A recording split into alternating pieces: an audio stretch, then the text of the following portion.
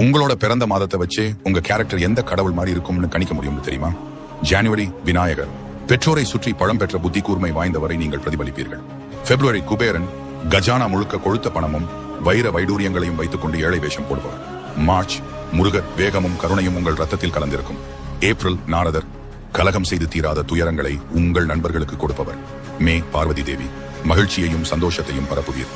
June Lakshmi, நீங்கள் இருக்கும் இடத்தில செல்வம் குவியும். ஜூலை சூரிய தேவன், அழகுக்கு மறுபெயராக உங்கள் முகவடிவம் அமைந்திருக்கும்.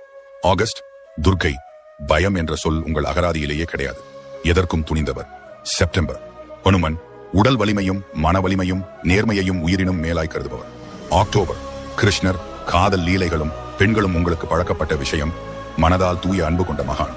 நவம்பர் கும்பகர்ணன், தனிமையையும் தூக்கத்தையும் மன அமைதியை விரும்புவர். டிசம்பர் பிறந்தவர்கள் பகவான் விஷ்ணு, பரிவும் பாதுகாவலும் கொண்டவர்கள்.